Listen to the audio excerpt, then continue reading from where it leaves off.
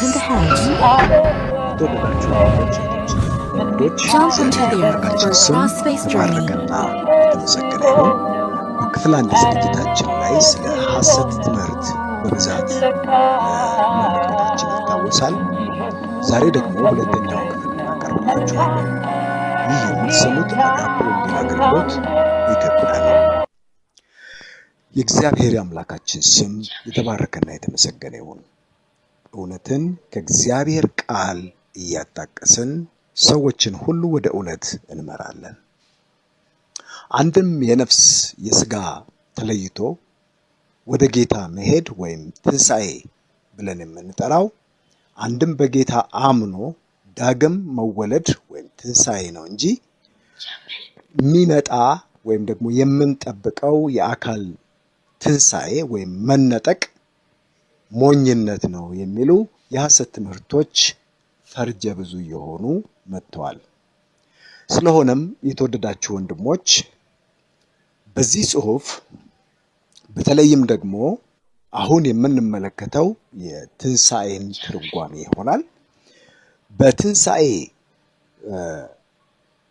ዘለቆችም ሆነ በተራው ምዕመን ዘንድ ትንሣኤ የሚለው ቃል ክፍትና ስለ ትርጉም መስጠት የተለመደ ሆኗል። በተለይም ደግሞ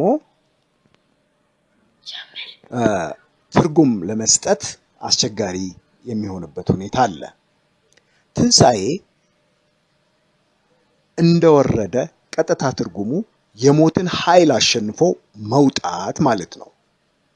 ስሞች የተለያዩ ሥጋና ነፍስ በመጨረሻም ዘመን እንደገና ኅብረት እንዲኖራቸው ዳግመኛ በማይፈርስና በማይበሰብስ ሥጋ የሚነሱ መሆናቸውን የሚገልጸው የቤተ ክርስቲያን እምነትና ትምህርት ትንሣኤ ሙታን ይባላል።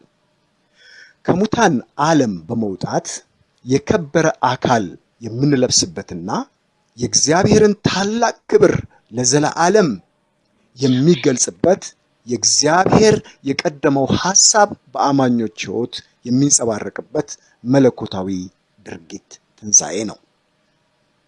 የክርስቶስን ትንሣኤና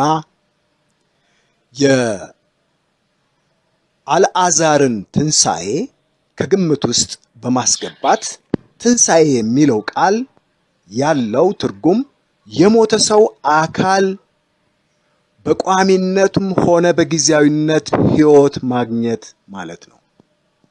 እንደዚህ ትንሣኤ የሙታን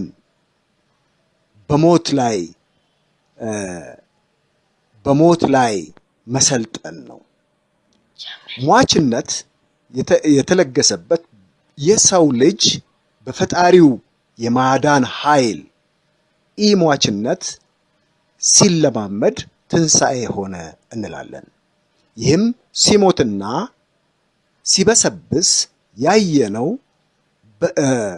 በስባሽ አካላችን የሞትና የመበስበስ ኃጢአታዊ ሂደቶች አልፎ በሞት ዓለም ዳግም ሳይታሰር ሊመጣ ወይም ሲመጣ ትንሣኤ ታወጀ እንላለን። የተወደዳችሁ ወንድሞች፣ እህቶች እንዲሁም ውድ እንግዶች የትንሣኤ ክህደትን ስንመለከት ደግሞ የትንሣኤ ትምህርት ላይ የሚቃጡ የሐሰት አመለካከቶች የውስጥ የቦርቧሪዎች የውጪ ወረራዎች ብሎ መለየት ወይም ደግሞ ሐሳብ የማስተላለፍ ጥሩ እይታን ይፈጥራል።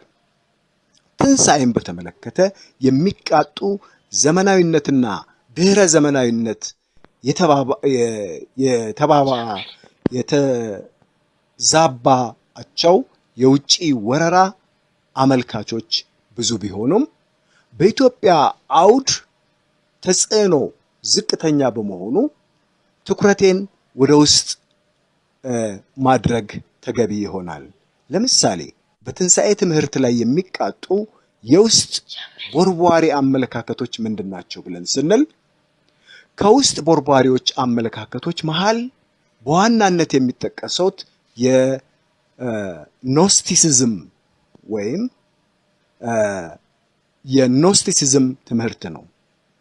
ኖስቲሲዝም አስተሳሰብ ሰው ሁለንተዮሽ ወይም መንታዊ ማለት ነፍስና መንፈስ ሲሆን ከእሁድነታቸው ይልቅ ተናጠልነታቸውን በማተኮር ስጋን የሚያንኳስስና ነፍስን ለይቶ መንፈሳዊ የሚያደርግ አስተሳሰብ ነው።